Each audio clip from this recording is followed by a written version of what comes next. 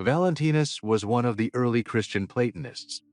Irenaeus reports that Valentinus came to Rome under Bishop Hyginus between 136 and 140, past the best of his age under Pius between the years 140 and 155 AD, and remained in Rome under Anicetus from 155 to 160 AD. Justin Martyr identified a group of Christians called the Valentinians in Rome around 155 to 160. Tertullian asserts, around 200, that Valentinus and Marcion were initially Orthodox, but were later repeatedly thrown out of the church in Rome because of their constant curiosity. Epiphanius wrote that Valentinus preached in Egypt, and what he sowed is still there in Egypt like the remains of a viper's bones. Tertullian and Origen report that Valentinus composed psalms for the Valentinian community.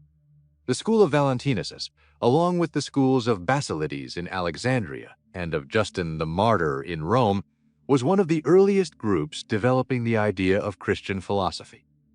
Irenaeus's presentation has been the most influential source for subsequent knowledge of Valentinianism, and in his hair. 2 Pref.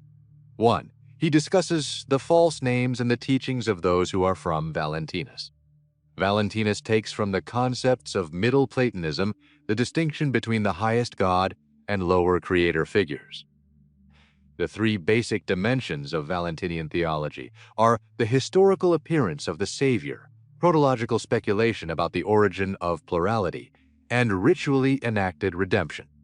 Tertullianus reports that Valentinos incorporated Platonic ideas into his depiction of God, stating that these ideas are internal aspects of God, such as feeling, influence, and movement.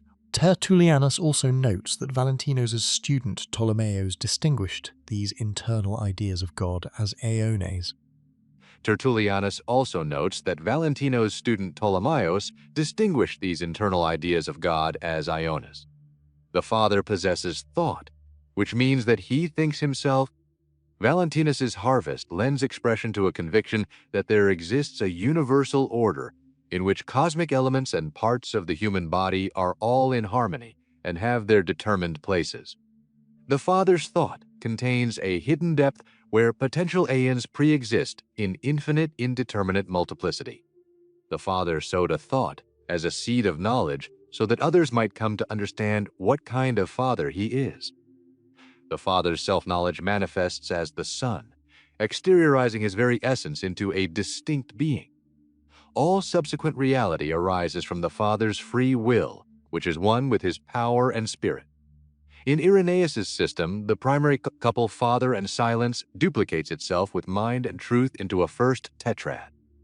Irenaeus describes how the Father of Truth, called Only Begotten or Mind, and Truth produce a pair through manifestation. The eons existed eternally in the Father's thought, and he was like a thought and a place for them. Valentinian protologies of the so-called Eastern type portray the generation of a multiplicity of aeons from the single monadic Father. The tripartite tractate describes this church as a reflection or image of the church formed by the eons within the Pleroma. Heraclean introduced a cosmology where God was first, then 2 emanations arose from him, leading to the rest of the eons. The eons are named after the Son in the generation of the eons, as the generation of the Son as the name is also what makes possible the generation of the eons, because through him they all become bearers of the name. According to the tripartite tractate, the present aeon is singular but divided into ages, and each age is further subdivided into years. Irenaeus's Valentinian myth emphasizes that Sophia's passion did not consist of her desire to create something, but to search for the Father and to comprehend his greatness. Wisdom caused a rupture in the divine realm because she acted on her own without her consort. In version B, Wisdom wanted to create something on her own without the consent of her spouse or the Father of all. Sophia experienced ignorance, as indicated by the states of sorrow, fear, and dismay as associated with her actions. Theodotus notes that the Saviour passed through the sphere of Sophia, located between the Pleroma and the cosmos. Irenaeus reports that Sophia had become outside of light and fullness, shapeless, and devoid of form like an abortion, since she comprehended nothing.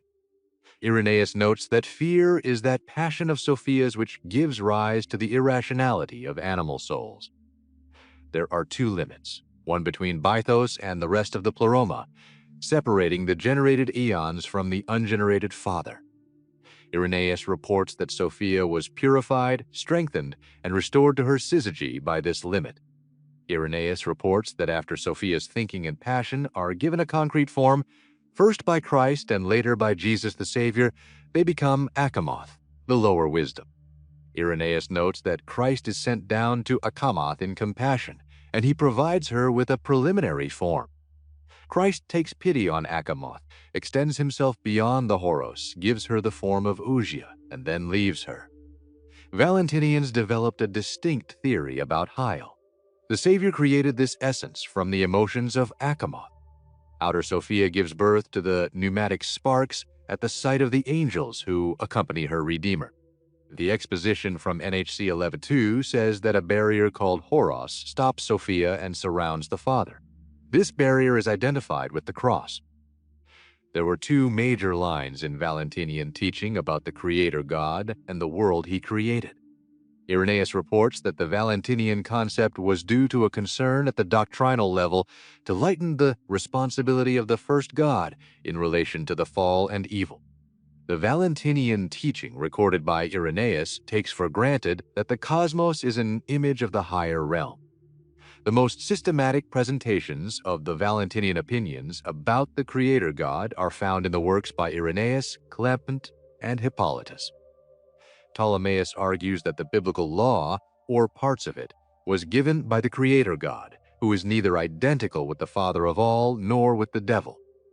The Valentinian Creator God's vain claim recalls the stories in the Hebrew Bible about humans claiming to be God. Valentinians made a twofold distinction between those who are good by nature and those who are evil by nature. Clement concluded from a fragment that Valentinus believed the origin of death was due to the lower Creator God.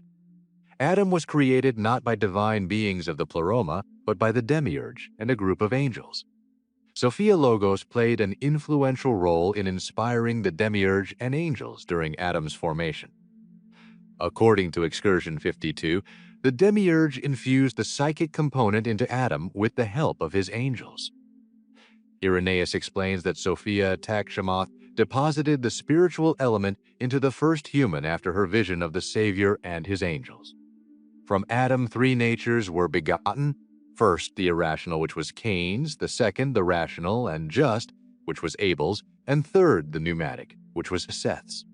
The Gospel of Philip states that one single name is not spoken in the world, the name which the Father gave to the Son.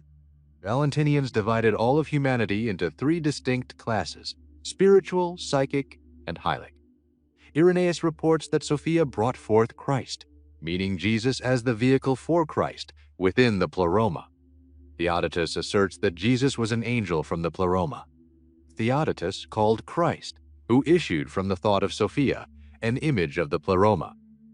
In the Valentinian theory, Christ did not simply do away with the lower wisdom's emotions, but turned them into cosmic substances.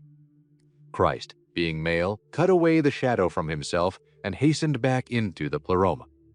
Heraclean states that the sick child denotes all humans whom the Creator God had created and who have been wrapped in ignorance and sins before the arrival of the Saviour. Irenaeus' system includes the Saviour saving both the psychics and the spirituals. Only through the revelation of God in His Son can man be freed from the state of ignorance which makes him subject to the demons. According to Valentinian tradition, after his resurrection, Jesus infused his spirit into the apostles, inflamed the spark, and vivified it, while also separating the earth like ashes. Jesus revealed the fullness of the kingdom of heaven in the Jordan, in the Gospel of Philip. Some Valentinians espoused a soteriology of higher and lower levels of salvation. The general direction of the ritual and its syntactic rules was shared among Valentinians and between Valentinianism and Proto-Catholic Christianity. The tripartite Tractate 122 by 1719 states that the Saviour came for the sake of the election or the pneumatics before everything. The co-equal marriage feast does not entail a complete merging between the dinner guests, psychics, and the bridal party, pneumatics. The Gospel of Philip contains a passage affirming that the lesser God will be saved after all, even though he will be denied entrance to the fullness.